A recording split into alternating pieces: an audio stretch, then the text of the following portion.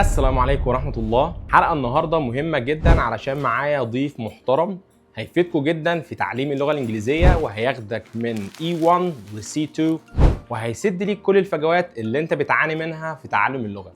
تابع معانا البودكاست للنهاية علشان هتستفاد كتير. برحب بضيف العزيز مستر علي كامل واقول له نورت البودكاست معايا النهاردة ويشرفني وجودك والله. والنهارده مستر علي هيفيدكم في كل الجابس اللي انتوا بتعانوا منها في تعلم اللغه الانجليزيه.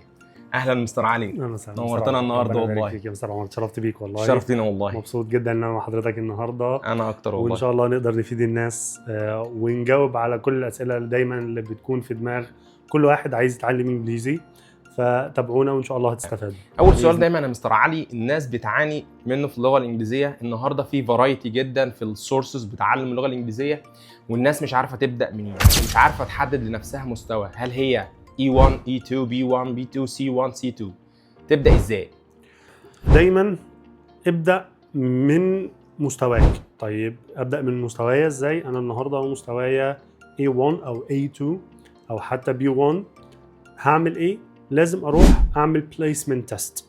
والبليسمنت تيست مش بس بليسمنت تيست هو موجود على النت او على السوشيال ميديا، او حتى حد حطه كده وخلاص، وانه هدخل احل لي كام سؤال جرامر، وانا اصلا مدرس انجليش فبالتالي شاطر في الجرامر، فهلاقي نفسي واخد مستوى لكن هو مش مستوايا.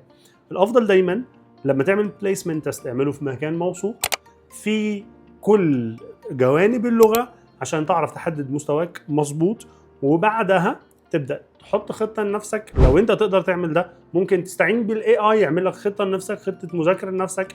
والافضل من ده كله ان انت ممكن تروح لحد متخصص اللي هو زي مثلا بريتش كونسل، AUC، اي مكان كويس يقدر ان هو ياخد بايدك ويوديك للمستوى اللي انت عايزه. طبعا دي اماكن عاليه جدا والناس ممكن تشوف ان هي مصاريفها عاليه جدا. في ناس كتير جدا جدا على الساحه، منهم كمان مستر عمر بيدي كورسز كويس جدا جدا. فممكن نبدا مع ناس هي حاطه مناهج بليفلز كويسه، تمام. ابدا معاهم اشوف انا ناقصني ايه وهاخد او عايز اني اخد ايه وعايز استفيد اكبر استفاده ازاي. فنبدا اول حاجه بليسمنت تيست. بدون بليسمنت تيست ما اقدرش اخمن مستواي، وببليسمنت تيست بس الجرامر برضو ده ما ينفعش. يبقى كده اول ستيب هتعملها هو البليسمنت تيست، مكان موثوق مش اي مكان. يعني مش اي حد يجي يقول لك كده تعالى اعمل لك بليسمنت تيست فيقول لك انت E1 او E2 او B1 او B2، ما تصدقوش، لازم تكون واخد الامتحان ده من مكان موثوق منه. طب تاني سؤال معانا يا مستر علي، تنصح النهارده الناس يعني هل هي تبدا بالسبيكن ولا الريدن ولا الجرامر ولا تبدا المحادثه على طول؟ يعني الناس لما بتيجي تبني البيت بتاعها بيبدا البيت ستيب باي ستيب، هل هو يبدا بالنطق ولا هل يبدا بالجرامر ولا هل يبدا بالفوناتكس ولا هل يبدا مثلا بالفوكابيولاري ولا يدخل في المحادثه على طول؟ طيب هو السؤال كبير جدا، تعالوا نقسمه واحده واحده. النهارده انا خلصت بليسمنت تيست وهبدا انا عايز ايه. هل انا عايز جانب واحد من اللغه هو اللي عندي نقص فيه فبالتالي عايز اطوره؟ فاوريدي انا مثلا شايف نفسي انا كويس جدا جدا جرامر، عندي حصيله كلمات كتيره، وده معظم مدرسين الانجليزي وبيعرفوا يكتبوا كويس او بدرجه معقوله، بس عنده لا والله انت هتيجي تكلمني انا ما بعرفش اتكلم، يعني ماليش ان انا اتكلم انجلش، بس اعرف جرامر كتير، اعرف فوكابولري كتير. طيب يبقى انا محتاج كورس يشجعني ان انا هبدا، فهاخد conversation، تمام، هاخد كورس محادثه، فده اللي انا محتاجه. بس في ناس تانية وده اللي انا دايما بنصح بيه، دايما خد كل جوانب اللغه، يعني خد المستوى شامل كل حاجه، يكون في الجرامر، يكون في reading، يكون في writing، يكون في speaking، فبالتالي هقدر ان انا اطور مستواي بطريقه افضل. دي انا شايف ان ده خلاص، وهو راي شخصي بس يحتمل الصواب يحتمل الخطا، انه تاخد كل جوانب اللغه احسن ما تاخد شيء واحد بس في اللغه. يعني انا مثلا هقول لنفسي لا انا شاطر جرامر، فبالتالي لا مش محتاج جرامر في مستواي اللي هو مثلا B2، انا محتاج اني اخد conversation، فبالتالي هروح لكورس conversation. ما عنديش مشكله في ده، بس الافضل تاخد كل جوانب اللغه تدرسها كلها مع بعض بتاع المستوى، هتستفيد كتير جدا جدا جدا، تمام. وكل ما هتذاكر اكتر كل ما مستواك هيعلى، لان احنا دايما لازم نعمل ايه عشان نتعلم لغه؟ يبقى عندنا input عشان يبقى عندي output، لازم يكون عندي مدخلات عشان يبقى عندي مخرجات. تمام؟ مش بس ان انا هعمل براكتس. طب انا هعمل براكتس على ايه؟ الناس دايما بتقول لك مستر عمر احنا محتاجين نعمل براكتس. طب انا هعمل براكتس على ايه؟ على حاجه انا اخدتها او بدات ان انا اذاكرها او شفتها، فبالتالي هبدا اعمل عليها براكتس. يبقى الحاجه هاخدها الاول اللي هو الانبوت، بعدين اعمل عليها براكتس، بعدين هاخد اوتبوت او مخرجات، وكده اكون اتعلمت. يعني برضو كل واحد مش اللي هو شايف نفسه عنده نقص في حاجه مش يروح للليفل الوحشه على طول، لا، اللي هي المحادثه. انت لازم تبني نفسك الاول ستيب باي ستيب. يعني مثلا ظبط النطق بتاعك الاول اللي هو الانبوت. انا بعمل ليسننج، بعمل شارون. يبقى اول حاجه المعلومه بتدخل من ودنك، يبقى لازم تفلتر ودنك كويس علشان لما تسمع كويس تنطق كويس. لما تظبط النطق بتاعك، تاني نقطه هنروح لها اللي هي الجرامر. الجرامر مهم جدا.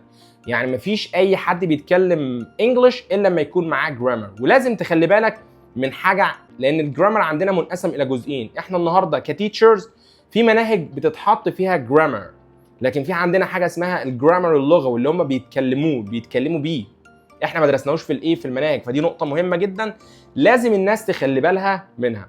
ثالث حاجه زي ما مستر علي قال، انا بشتغل على كل جوانب اللغه. يعني انا مش باخد المحادثه واركن الباقي، ما كل اللغه مرتبطه ببعضها. لازم اكون متمكن من النطق، لازم اكون متمكن من الجرامر، لازم اكون متمكن من الريدنج، من الفوكابولاري، من السبيكنج، الانبوت والاوتبوت. طيب مستر علي، الناس دايما مستعجله انها عايزه تتكلم انجلش. الدوريشن بتاعهم علشان هو يبقى حاطط في دماغه هو هياخد وقت قليل ولا وقت طويل عما يتعلم اللغه. يعني علشان انا اتقن اللغه، او انا مقدم دلوقتي، انا مش معلم لغه انجليزيه، انا دلوقتي عايز اتعلم علشان اما اجي اتوظف او سوق العمل اكون جاهز له. المده اللي انا هتعامل فيها او هذاكر فيها وهدرس فيها هتبقى قد ايه علشان اتحط على اول الطريق؟ انا مش عايز اقول انا هبقى C1 او C2، لا، انا عايز ان انا لما ابقى عندي لغه اعرف اتعامل بيها. المده قد ايه؟ المده بتعتمد على حاجتين. المده تعلم اللغه بتعتمد على حاجتين. الحاجه الاولانيه رغبه المتعلم نفسه، تمام. الحاجه الثانيه ان انا عامل لنفسي immerse، يعني انا محاوط نفسي باللغه من كل حته. لو انا عامل ده هاخد اقصر وقت ممكن في تعلم اللغه او في الوصول للمستوى اللي انا عايزه، تمام. طيب وده برضو على فكره هياخد وقت طويل، مش هياخد وقت قصير. يعني انت ما تجيش تقول لي انا عايز اتعلم انجلش او اغير مستواي في 10 ايام او في شهر، لا، مهما عملت ده مش هيحصل. لازم وقت كبير يعني تحوط نفسك باللغه من كل حته. اسمع دايما، خلاص، دايما على طول في وقت فراغك حط سماعتك في ودنك واسمع، وانت ماشي، وانت في مواصله، وانت راكب عربيه، وانت بتعمل اي حاجه. يعني خلي الانجليش جزء من يومك. كل ما خليت الانجليش جزء من يومك ومارسته كل يوم، ده هيفرق معاك كتير جدا جدا جدا في المده اللي انت هتاخدها. يبقى عندنا حاجتين. اول حاجه انه الرغبه تكون عندي، تمام، كبيره. تاني حاجه انه احوط نفسي باللغه في كل مكان حوالين مني. اكتب انجلش، اخلي الموبايل بتاعي انجلش، تمام، بس نبعد عن الفلوس يا جماعه. اي حاجه تعملوا فيها بالانجلش الا الفلوس. بالظبط كده. ماشي. وبعد كده هبدا ان انا خلاص هسمع كتير جدا، هجيب لي كتاب اقرا فيه وانا في مواصله وانا في مكان، تمام. يبقى انا حوطت نفسي من كل مكان باللغه، فبالتالي مستواي هيعلى بسرعه اسرع من ما ان انا هستنى السيشن اللي جايه مع التيتشر عشان هاخد او اعرف كلمتين جداد او هعرف قاعده جديده او هسمع حاجه جديده. لا، ما استناش ده. انا اخلي يعني دايما اللغه جزء من يومي او جزء كبير كمان في يومي. جميل جدا، كلام جميل. واضافه لكلام حضرتك، يبقى انا دلوقتي ما اقولش انا شهر ولا شهرين ولا 3 هتقن اللغه. يبقى الكلام ده مستحيل ان انت تتقن اللغه في مده قليله. انت محتاج لك اقل حاجه سنه كامله تشتغل على نفسك علشان تقدر تتحط على اول الطريق. ومش اي حد يقول لك انت النهارده عملت بليسمنت تيست انت B1 او B2. بناء على ايه انت بقيت B1 وB2؟ لازم نكون فاهمين فكره المستويات دي يا مستر علي، لان الناس فاهمه غلط في نقطه المستويات. في ناس كده بتيجي تقول للطلبه اللي هم بياخدوا كورسات انا خلال شهر او شهرين هخليك B1 او B2. بناء على ايه انا بقيس نفسي B1 وB2؟ هل انا لو خلصت النهارده الجرامر بتاع الانجليش كله ابقى انا كده B1 او B2؟ النهارده خلصت كميه دروس فوكابيولاري كتير، هل انا كده بقيت بي 2؟ بناء على ايه بناخد المستويات دي؟ وايه مفهوم المستوى؟ يعني عشان برضو الناس مش فاهمه بي 1، يعني انا فاهم اما ادخل اختبار او ادخل استماع هبقى انا متقن كام في الميه من الايه من الاختبار ده. اتفضل يا مستر عمر. تمام. طيب سؤال حضرتك دلوقتي يا مستر عمر بيقول انا ازاي هقيس مستوايا بعد كورس انا اخدته، او حد قال لي تعالى انا هديك كورس هرفع مستواك خلاص من بي 1 لبي 2 في خلال شهر. فالكلام ده زي ما اتفقنا وقلنا من شويه، الكلام ده يعني اللي غالبا هنقدر نقول ان هو مستحيل ان حد يقدر يعمل ده في مده شهر. تمام. اللغه عشان ننتقل من مستوى لمستوى تاني مش هتعلمها واتقنها، لا ده عشان ننتقل من مستوى لمستوى تاني لازم على الاقل عشان ننتقل من مستوى لمستوى 3 شهور. دي رقم واحد. ده بناء على ايه؟ بناء ان انا هعمل ايه؟ زي ما قلنا من شويه هحوط نفسي باللغه من كل حته. تمام. طيب هعرف انا ده ازاي؟ ممكن اعمل يعني او التيتشر اللي معايا يعمل لي حاجه اسمها formative assessment، خلاص، اختبارات تبدا تقيس مستوايا وانا الحاجات اللي بدات اتحسن فيها والحاجات اللي عندي فيها نقص. تمام. وهبدا اشتغل عليها، وانا كمان هبدا الاحظ نفسي ان انا بقيت افهم الكلام اللي بيتقال، بقيت اعرف اكتب افضل، بقيت اعرف اسمع افضل، بفهم اللي بيتقال كويس جدا. فبالتالي في المستوى طبعا بتاعي، فبالتالي خلاص انا عرفت ان هو مستواي يتحسن، لان انا في المستوى ده في الاول لما بدات ما كنتش بعرف افهم اللي بيتقال، ما كنتش بعرف اكتب جمله مركبه، فبدات اعرف اكتب جمله مركبه. فبالتالي كده انا مستواي في الجرامر اتحسن، مستواي في الليسننج اتحسن، كمان لما بسمع كتير هبدا اتكلم كتير فمستواي كمان في الكلام اتحسن. انا بحس بيها من غير كمان ما اعمل تيست جديد. الناس برضو بتعاني من ناحيه السورس. انا هذاكر او هتعلم انجلش منين؟ هل هتعلم من البودكاست؟ هل هتعلم من الموفيز؟ هل هتعلم من الريدنج واقرا قصص؟ مثلا هسمع فيديوز من كل واحد بيتكلم. لان مشكله كبيره جدا الناس شويه بياخد شويه نطق، بياخد شويه جرامر، شويه فوكاب، شويه محادثه، وبيحصل له ستوك لما بيجي يتكلم. فدلوقتي السورس بتاعنا يكون ايه؟ طيب خلينا متفقين انه حاليا انا عندي يعني مصادر كتير جدا جدا جدا جدا لتعلم اللغه. فالناس بتعمل ايه؟ بيجي خلاص والله انا شفت الكتاب ده كويس جدا جدا فهجيبه واحطه على الموبايل او احطه على اللابتوب واسيبه والم حاجات كتير جدا جدا جدا وفي الاخر ما بوصلش لحاجه. لا، حضرتك زي ما قلنا الافضل انك تمشي مع حد يكون مونيتور، يعني هو بيقول لك انت هتعمل ايه وهيوجهك للسورس المناسب لمستواك وهيديك حاجات ان انت تذاكرها هي اللي هتبدا تعلي مستواك. ما تشتتش نفسك في حاجات كتير. خلاص حضرتك عايز تاخد اكسترا ثينجز او تعمل لنفسك تاسكس، اسمع كتير جدا ما عندكش مشكله، اقرا حاجات برضو في نفس مستواك، اسمع بودكاست، اليوتيوب مليان، اسمع اغاني لو انت بتحب الموسيقى، اسمع اغاني عادي جدا جدا، اسمعها كلها انجلش. مش لازم افهم كل كلمه بتتقال، مش لازم. لما احنا بالعربي الاغاني دلوقتي احنا ما بنفهمش، هي بتتقال فيها كلام كتير جدا جدا ما بنفهموش، ما بالك باللغه تانية بتتقال بطريقه تانية، السلانج عندهم مختلف. فالاهم ان انا زي ما قلنا كده قدامي المونيتور بتاعي، الراجل اللي بيدرسني هو اللي بيحددني بيوجهني انا همشي ازاي وهعمل ايه. عايز تعمل، انت راجل متمكن وعايز تعمل لنفسك سيلف ستادي، ما فيهاش مشكله، الاي اي دلوقتي ممكن يساعدك وممكن يجيب لك سورسز موثوق منها تبدا تمشي عليها، ما فيهاش ادنى مشكله. تمام. بس ما تشتتش نفسك بين يعني حاجات كتير وفي الاخر لانك هتلاقي نفسك ما بتعملش حاجه. تمام. فبالتالي روح لاوثنتيك ماتيريال او يعني مصادر موثوقه 100% واصليه 100%، زي كتب موثوقه تبع الكامبريدج، الاوكسفورد، قنوات يوتيوب محترمه خلاص بتعلمك حاجات محترمه. عندنا مستر عمر بيعمل يعني عظمه صراحه في اليوتيوب.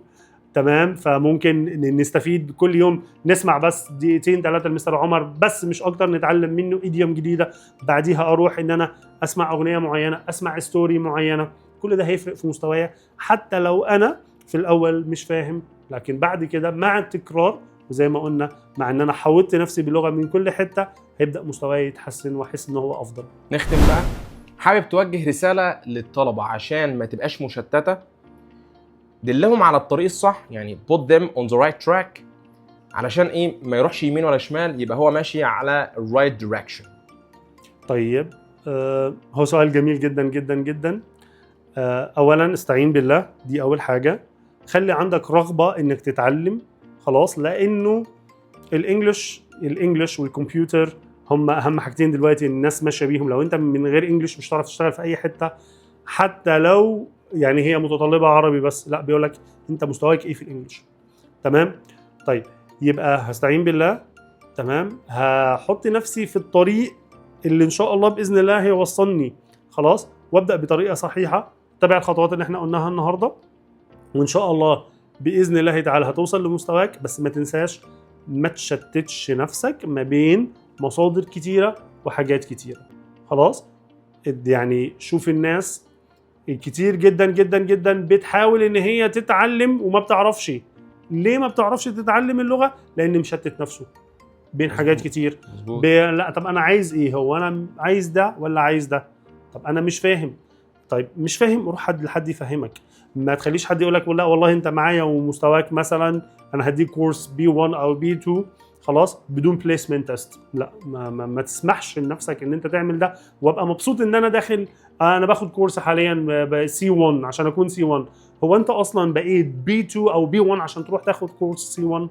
مستواك الاول بالظبط كده. بتشوف مستواك وابدا على اساسه وتوكل على الله، وربنا يوفق الجميع. سعدت بوجودك معانا النهارده والله يا مستر علي، يعني شرف لينا وجودك معانا بجد، ما نشبعش منك.